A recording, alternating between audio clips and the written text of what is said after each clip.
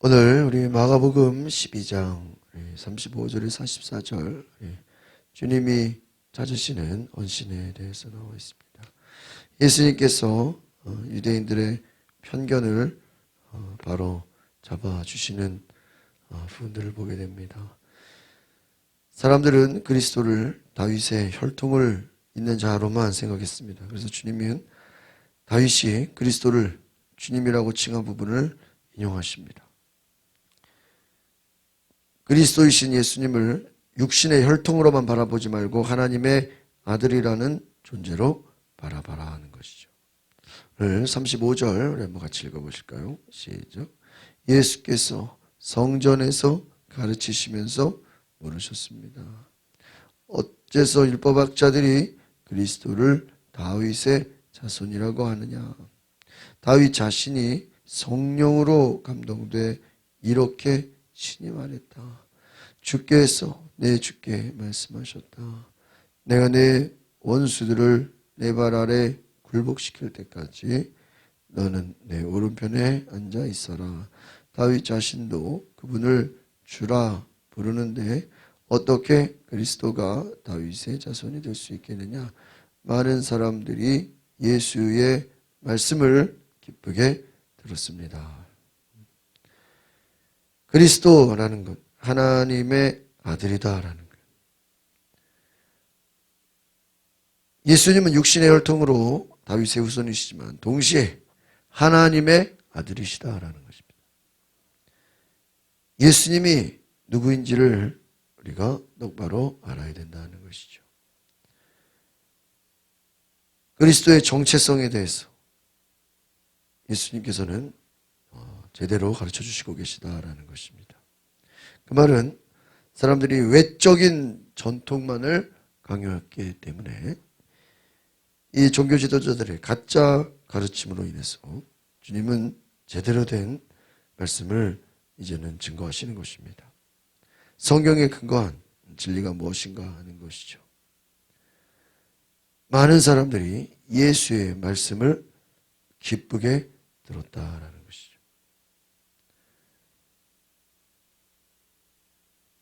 오늘 우리가 기억해야 될 것은 바로 예수께서는 하나님의 아들이시다. 예수가 하나님의 아들이시다. 그리스도다. 참된 그리스도이신 바로 예수 그리스도를 우리가 기억해야 하는 것입니다. 예수가 하나님의 아들인 것을 믿지 않으면 우리는 성경을 제대로 하는 것이 아니다 하는 거예요. 그러니까 계속 앞에서도 율법학자들, 바리새인들, 서기관들 계속 나오지만 이들은 자기들이 잘 아는 것 같다고 생각하지만 실상은 무지한 자들이라는 것입니다. 메시아를 단지 정치적인 인물로 이스라엘을 해방시키는 그러한 정치적인 목적으로만 이해했다라는 것이죠. 성령의 감동으로 내 주라고 고백했다는 것. 하나님 오른편에 앉아 계신다. 다윗의 자손을 넘어 하나님의 아들이시다라는 거죠. 그럼 결국 이 하나님의 아들은 왜 중요합니까? 이것은 우리를 죄에서 용서하시는 권세를 가지셨다라는 것입니다. 우리를 구원하시는 구원자이시다라는 것이죠. 그러니까 이것이 유대인들에게, 바리새인들에게는 신성모독이다. 네가 무슨 하나님의 아들이냐. 결국 예수를 십자가에 못 박히신 그 죄명은 자기를 하나님으로, 하나님의 아들이라고 했다는 것이 이들에게는 이해가 될 수 없는 것이다라는 것이죠. 그러면서 결국은 예수님께서 이 뒤에 나오는 율법학자들, 이들의 위선을 얘기합니다. 이들은 남들에게 보이려고 긴 옷을 입고 다닌다. 인사받기를 좋아하고 회당과 잔치에서 그것도 상석에 앉기를 좋아한다는 것이죠. 일부러 오래 기도하는 모습을 보이면서 경건의 모습을 과시하기를 좋아한다는 것이죠.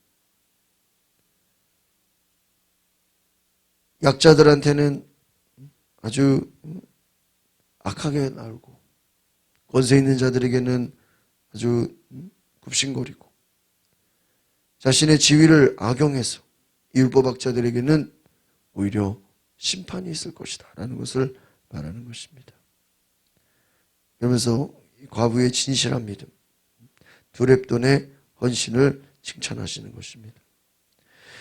결국 이 율법주의의 특징은 무엇이냐? 바로 외적인 전통만을 고집하고 있다라는 것입니다. 성경이 그 말하는 정신과 마음과 하나님을 향한 순수함은 다 잃어버렸다라는 것입니다. 그래서 서기관들을 조심해라. 그들은 보여주는 신앙으로 치우쳐져 있다.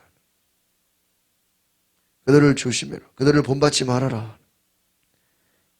오히려 더 큰 심판을 받게 될 것입니다.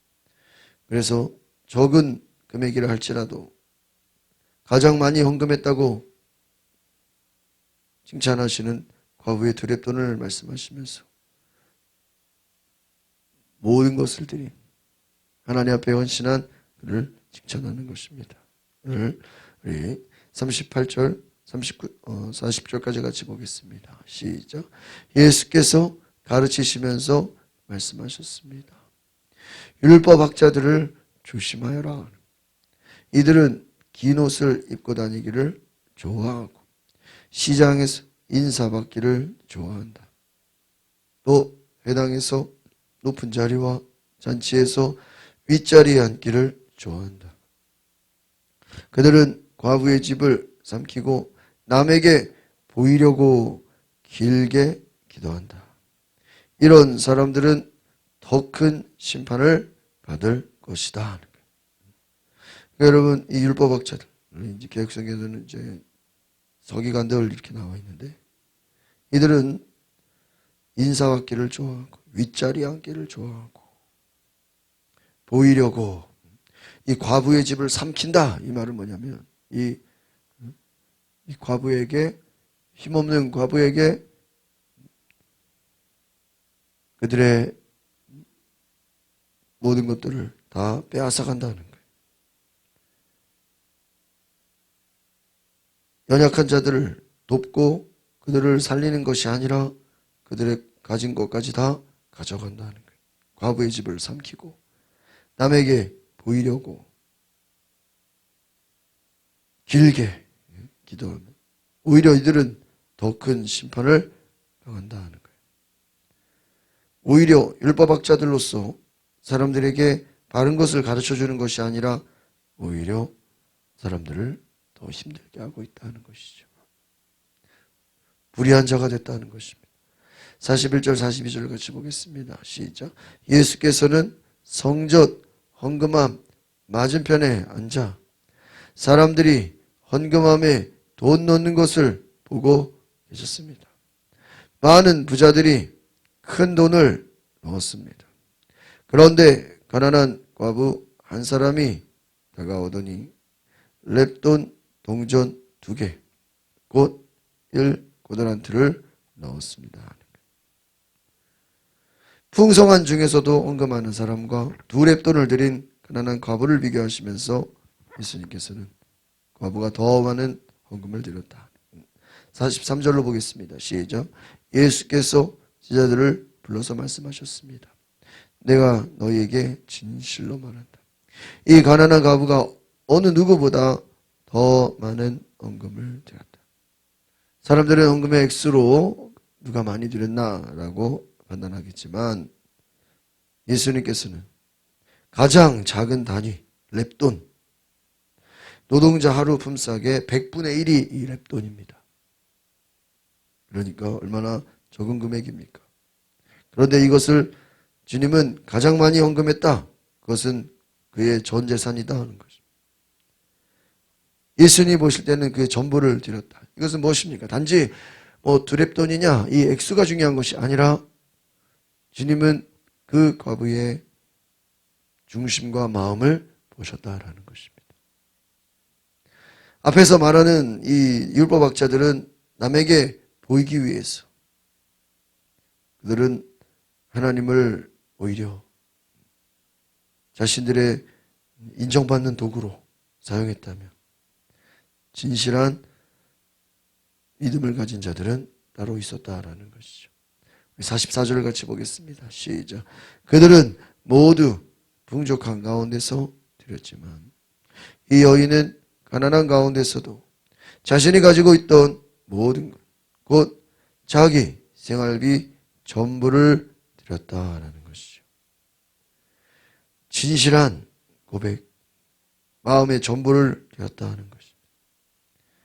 온전한 믿음으로 나아갔다는 거예요. 예수님께서 오늘 싫어하시는 게 무엇입니까? 남에게 보이려고 하는 거예요. 이 바리새인들, 율법학자들, 제사장들, 장로들의 전통은 무엇입니까? 연약한 자를 힘들게 괴롭히고 그들의 것을 빼앗고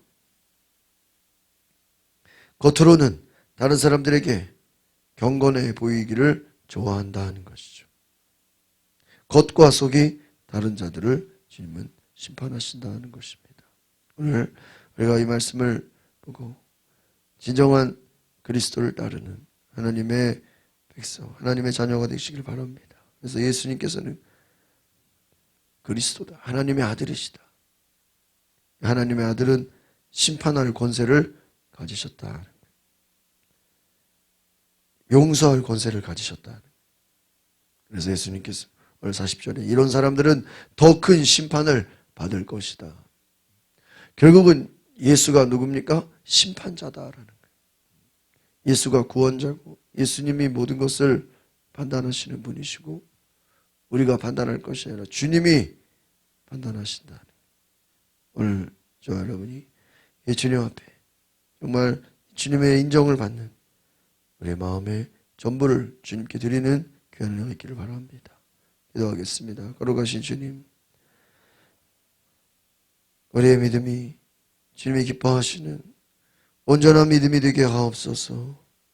사람에게 보이기 위한 믿음이 아니라 하나님이 인정하시는, 하나님이 기뻐하시는, 하나님이 이끌어가시는 순수한 믿음, 순수한 신앙이 되게 하소서. 거룩하신 놀라운 은혜가 우리의 삶에 충만케 하소서. 예수가 그리스도임을 깨닫고 그리스도를 전하고 그리스도를 증거하는 놀라운 은혜가 임하게 하소서. 예수 그리스도의 이름으로 기도하옵나이다. 아멘. 우리 시간에 기도하실 때 하나님, 우리가 진정한 그리스도를 따르는 제자가 되게 하시고 우리의 몸과 마음이 하나님이 기뻐하시는 온전한 믿음으로 주님이 인정하시는 믿음이 되게 하소서.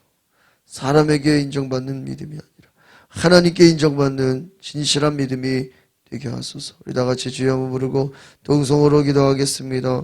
주여, 그렇게 우리에게 진실한 믿음을 주시옵소서.